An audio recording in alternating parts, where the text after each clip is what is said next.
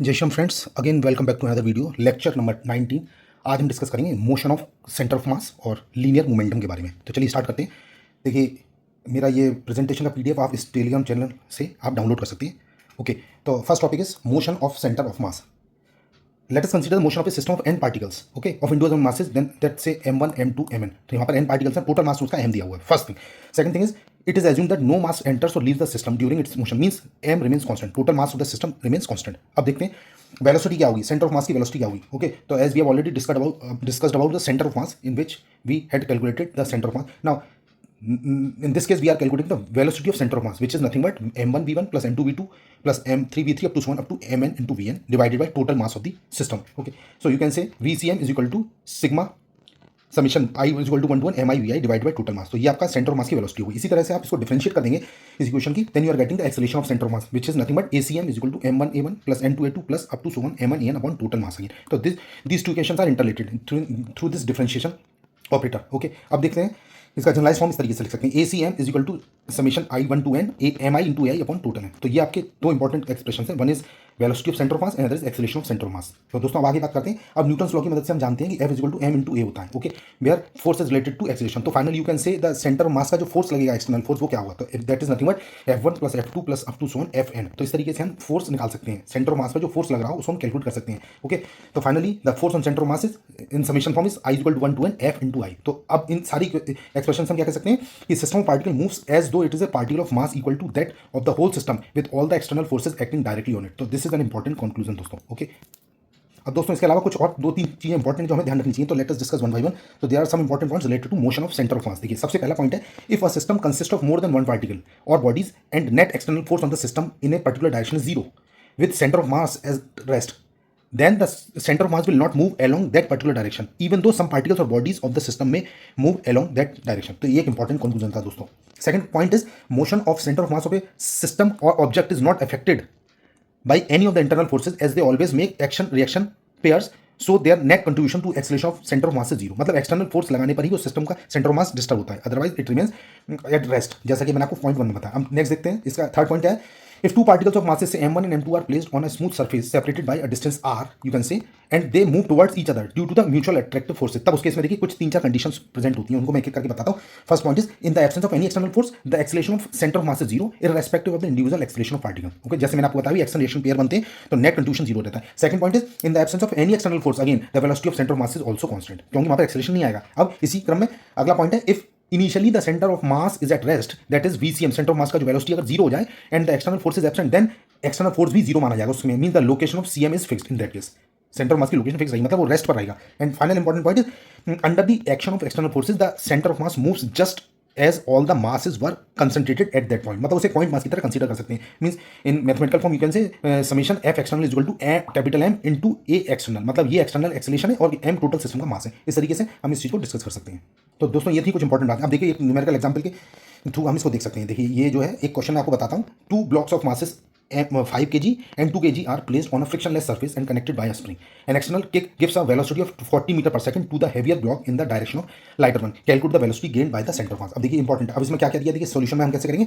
हमें ये चार चीजें दे रखी हैं, दो बॉडी ने दोनों के मास और वेलोसिटी दे रखी हैं, जैसे आप कह सकते हैं, ठीक है। एक रेस्ट पर है, एक की वेलोसिटी है और ये दोनों के मासेस दे रखे हैं। नाउ अब आप जो सेंटर ऑफ मास की वेलोसिटी का फॉर्मूला हमने जो बताया था उसको आप यूज करिए, VCM is equal to m1v1 plus m2v2 upon m1 plus m2। तो इसमें वैल्यूज प्लेस कर दी, you are getting the answer directly. तो you are getting this as 10 metre per second, क्योंकि इसमें सारी वैल्यूज प्लेस कर दी। तो अब इसमें इंपॉर्टेंट चीज क्या है, ये जो उसका वेलोसिटी का डायरेक्शन भी बताना है, तो velocity basically the velocity will be in the direction of the light one, ठीक है। तो इस तरीके से ये आपका फाइनल आंसर होगा। ओके, नेक्स्ट क्वेश्चन एक और देखते हैं। Find the velocity of centre of mass of the system shown in the figure. देखिए यहाँ पर ये XY एक्सिस के रेस्पेक्ट में एक मास है 1 kg का जो एक्स डायरेक्शन मूव कर रहा है, और एक मास जो है 2 kg का है वो एक्स डायरेक्शन से 30 डिग्री, ये जो इस तरीके से आपका 2 मीटर पर सेकंड से यहाँ पर मूव कर रहा है। तो इस केस में हम सेंटर ऑफ मास की वेलोसिटी कैसे निकालेंगे। ओके, तो देखिए इसको करने के लिए पहले तो आप यहाँ पर वैल्यूज जो हमने दी गई है, for example m1 is 1 kg, m2 is 2 kg, vi। अब देखिए एक्स डायरेक्शन में तो ये आई कैप हो जाएगा, ओके, क्योंकि एक्स डायरेक्शन में आप निकाल रहे हैं, तो this would be 2 into I cap. Similarly v2 is equal to, अब यहाँ पर इसके दो कंपोनेंट्स हो जाएंगे वेलोसिटी के, एक तो एक्स डायरेक्शन होगा 2 cos 30 I, because this is 30 degree. तो यहाँ पर ये डायरेक्शन में क्या होगा, cos 30 वाला कंपोनेंट हो जाएगा, और ये वर्टिकल डायरेक्शन में इसका कंपोनेंट होगा माइनस j डायरेक्शन में 2 sin 30। इस तरीके से आप अब इसका VCM निकाल लीजिए। तो VCM निकालने के लिए formula again m1v1 plus m2v2 upon m1 plus m2। इसमें आप सारी वैल्यूज प्लेस कर दीजिए जो मैंने आपको बताई, मतलब 1 into 2i plus 2 into 2 cos 30 I minus 2 sin 30 जी, अभी मैंने आपको ये डिस्कस किया है, ठीक है, divided by total mass that is 1 + 2। इसको और सॉल्व करेंगे तो VCM comes out to be 2i cap plus 2√3i minus 2j cap divided by 3, ठीक है। अब मैं स्टेप बाय दोस्तों इसको सॉल्व कर रहा हूँ, तो इस तरीके से जब इसको सॉल्व करेंगे you are getting this answer as 2 + 2√3/3 i cap minus 2/3 j cap. तो this is the final answer. Okay, तो इस केस में जो पूछा था हमसे find the velocity of centre of mass of the system, तो ये आपकी वेलोसिटी हो गई। ओके, इस तरीके से क्वेश्चन सॉल्व हो जाएगा। अब एक क्वेश्चन और देखते हैं दोस्तों। Two particles of mass m1 and m2 are projected from the top of a tower. Particle m1 is projected vertically downward with speed u and m2 is projected horizontally with same speed, ठीक है। Find acceleration of centre of mass of the system of particles by neglecting the effect of air resistance. अब देखिए यहाँ पर एक तो air का resistance neglect किया हुआ है, ठीक है, तो यहाँ पर ग्रेविटी वाला ही कंसेप्ट यहाँ काम करेगा। तो इसको कैसे करेंगे, देखिए पहली चीज तो यहाँ पर ये लिख दिया मैंने, since air effect is neglected so we can say the only gravitational force would come into picture, means that is working और acting in the downward direction. First thing important. Second thing is हमें एक चीज assume करनी है कि let the point of projection is taken as origin and downward direction as the negative y axis, ठीक है। तो वाई एक्सिस मतलब नेगेटिव वाई डायरेक्शन में जो आपका ग्रेविटी आपकी काम कर रही है, तो उस केस में क्या हो जाएगा। अब देखिए acceleration of first point mass क्या होगा, a1 is equal to minus g j, क्योंकि ग्रेविटी के अगेंस्ट ग्रेविटी के डायरेक्शन में जा रहा है तो माइनस जी इंटू जे क्या हो जाएगा। सिमिलरली एक्सेलरेशन ऑफ मास तो सेकंड पॉइंट मास क्या हुआ, again this is a2 equal to minus g into j, क्योंकि वर्टिकल डायरेक्शन में तो दोनों के एक्सेलरेशन सेम होंगे क्योंकि दोनों ग्रेविटी के अगेंस्ट जा रही हैं।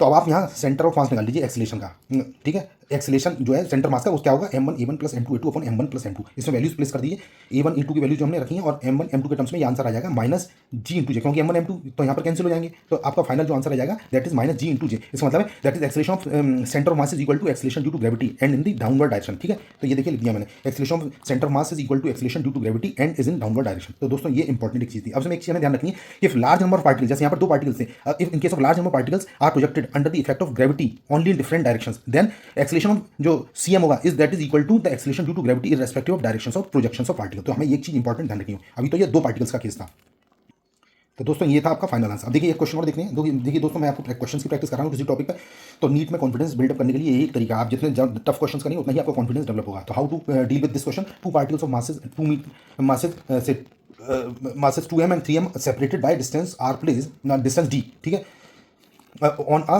smooth surface, ठीक, they move toward each other due to mutual attractive forces, right? Find number 1 the acceleration of the center mass, second part is velocity of center mass when separation between the particle becomes 1 d/3 मतलब 1/3 रह जाएगा, and third part is at what distance from the initial position of mass 2m will be particles collide। तो देखिए ये 2m और 3m, अब ये 2m और 3m मासेस के वैल्यू दे रखा है, 2m और 3m दे रखा है, तो मास की टर्म्स में दे रखा है।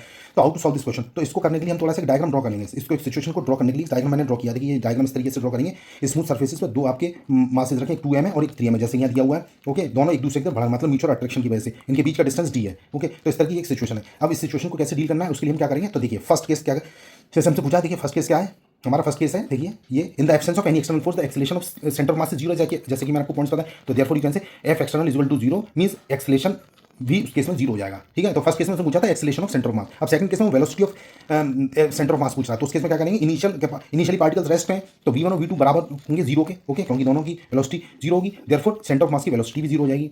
Now since F external is 0, जैसे कि मैंने आपको बताया फर्स्ट केस में, तो velocity of centre of mass is constant and hence cm is always 0।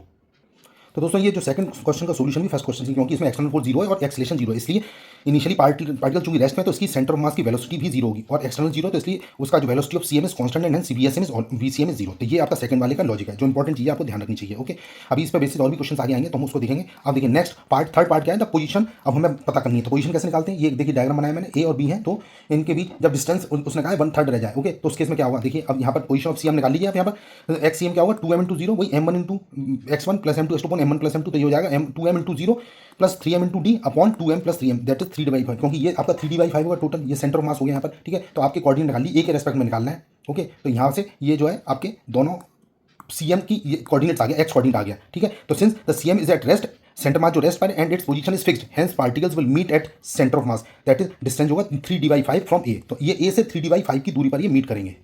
तो दोस्तों उम्मीद करता हूँ आपको ये क्वेश्चन समझ में आएगा। अब नेक्स्ट क्वेश्चन देखते हैं। Next again important question, in the arrangement shown in the figure this, ये देखिए पुली अरेंजमेंट दिखाया है इसमें, MA is given as 2 kg and MB is equal to 1 kg. String is light and inextensible. Find the acceleration of center of mass of both the blocks. Neglect friction everywhere. ठीक है, अब इसको करने के लिए अब यहाँ पर देखिए, क्योंकि यहाँ पर no pulling net pulling force आपको यहाँ पर कैलकुलेट करना पड़ेगा। तो नेट पुलिंग फोर्स क्या हो जाएगा, पहले तो आप इसका डायग्राम बना लीजिए। ये देखिए डायग्राम बना, ये हमने ये अगर नीचे आएगा तो ये ऊपर आएगा, ठीक है। तो मास डिपेंड करेंगे दोनों में से मास किसका जाता है, तो depending on the mass means one block would move upward and that would be downward direction. तो यहाँ पर इस केस में ये ए जो होगा डाउनवर्ड मूवमेंट करेगा और ए अपवर्ड मूवमेंट करेगा, बी अपवर्ड मूवमेंट करेगा, ठीक है। तो नेट पुलिंग फोर्स क्या हो जाएगा ऑन द सिस्टम होगा MA - MB, मतलब MA जो है MA ज़्यादा है MB से, इसलिए ये मूवमेंट इस तरीके से हो रहा है जैसे मैंने आपको बताया। तो this is nothing but 2 - 1 × g, okay, that is simply g। Therefore total mass आप निकालिए, टोटल मास जो जिसको खींचा जा रहा है, total mass being pulled equal to nothing but ma + mb = 3 kg। Total mass हो गया 3 2 + 1 इज देयरफॉर एक्सीलरेशन क्या हुआ, acceleration equal to force upon mass means net pulling force upon total mass. तो दिस इज g/3। तो अब ये once you calculate this g/3 that is acceleration, now you can calculate the acm जो centre of mass का acceleration कैसे निकालेंगे। तो ये फॉर्मूला आ जाएगा दोस्तों, acm कैसे निकलेगा, acm निकालने के लिए हम करेंगे m × a मतलब सिग्मा एम ए वाला मतलब M A into A plus M B into B B upon M A plus M B. तो इस तरीके से हम इसको सॉल्व करेंगे। तो 2 × a - 1 × a, क्योंकि हमने ये एक्सेलेरेशन दोनों का सेम होगा तो this would be divided by 1 + 2। तो you can finally say that this is equal to a/3। अब a/3 है और चूंकि a जो है g/3 के बराबर, इसलिए आप कह सकते हैं this is equal to g/9 which is downwards, okay. तो ये सेंटर ऑफ मास का जो एक्सेलेरेशन होगा वो डाउनवर्ड डायरेक्शन होगा। इस तरीके से हम इस चीज़ को सॉल्व कर सकते हैं। तो उम्मीद करते हैं दोस्तों ये क्वेश्चन भी आपको क्लियर हो गया होगा, okay. Now, again, the next question, another important question is two particles A and B of masses 1 kg and 2 kg respectively are projected in the direction as shown in the figure with the speeds। ये दो speed दे रखे हैं, u a = 200 metre per second and u b = 50 metre per second. ये देखिए ये दो particles हैं, इनकी वेलोसिटीज हैं, ओके। डायग्राम में दिखा है initially they were 90 metre apart, find the maximum height attained by the center of mass of the particles, assume acceleration due to gravity to be constant। हम यहाँ पर g की वैल्यू में 10 metre per second square को लेना है। तो देखिए इस क्वेश्चन को करने के लिए क्या तरीका है, हम इसमें एक तो जो मैंने आपको बताया था m × r = कॉन्स्टेंट वाला फॉर्मूला यहाँ पर अप्लाई करेंगे। तो देखिए कैसे करेंगे, ये डायग्राम के बेसिस हम कह सकते हैं m × r = constant means ma × r = mb × rb, ठीक है। तो इससे अब ma और उसकी वैल्यू दे रखी है हमें, ठीक है। तो उस बेसिस पर हम कह सकते हैं ra = 2rb and second thing is दोनों के बीच का distance 90 metre means again second equation RA + RB = 90। तो दोनों इक्वेशंस की मदद से हम RA और RB की वैल्यू निकालेंगे which comes out to be 60 metre that is RA and RB = 30 metre. इस तरीके से ये आपका जब सॉल्व हो जाएगा तो once RA and RB are known means you can say जो सेंटर मास है उसकी लोकेशन आप बता सकते हैं। तो सेंटर ऑफ मास की लोकेशन क्या होगी, centre of mass is at height 60 metre from the ground at time t = 0। ये एक इंपॉर्टेंट चीज होगी दोस्तों इसमें। अब देखिए अब हम सेंटर ऑफ मास का एक्सेलेरेशन निकाल सकते हैं इसके बेसिस पे, जो मैंने अभी आपको कैलकुलेशन किया। देखिए यहाँ से ये जो मैंने निकाले RA RB इसके बेसिस पे निकाल सकता हूँ। हमारा फॉर्मूला होता है m × a plus m × a मतलब दोनों a और b दोनों के लिए डिवाइडेड बाई टोटल मास। तो इसमें हम वैल्यू पुट कर दिए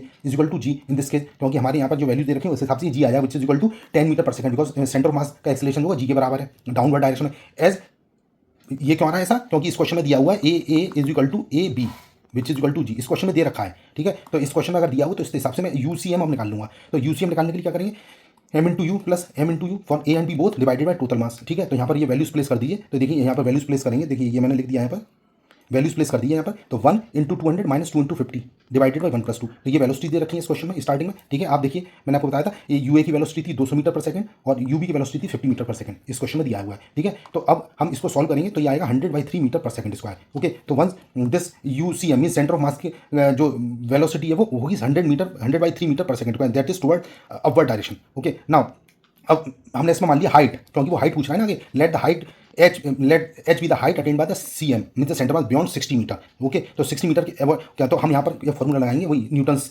लॉ, ठीक है। v² = u² + 2a × h। तो यहाँ पर क्या हुआ, v सेंटर ऑफ मास की वेलोसिटी लेंगे, यहाँ पर ये इनिशियल वेलोसिटी सेंटर मास की और ये सेंटर ऑफ मास का एक्सेलेरेशन है, ये हाइट है जो हमें कैलकुलेट करना है। तो इस केस में हमारे कितना दिया है, हाईएस्ट मतलब पॉइंट पे क्या होगी, इसकी वेलोसिटी फाइनल 0 हो जाएगी और ये हमने वेलोसिटी कैलकुलेट की हुई है -2 × ACM is nothing but 10 metre per second square, जैसे मैंने बताया हाइट यहाँ कैलकुलेट करनी है। तो finally you can say h comes out to be 100² / 180 that is 55.56 metre. अब ये h जो आ रही है वो 60 मीटर के बियॉन्ड है, तो इसमें आप ये ऐड और करेंगे h मतलब टोटल h जो निकालेंगे ग्राउंड से वो आएगी 60 + 55.56 that is nothing but 115.56 metre that is maximum height attained by the centre of mass. तो इस तरीके से ये क्वेश्चन दोस्तों सॉल्व हो जाएगा।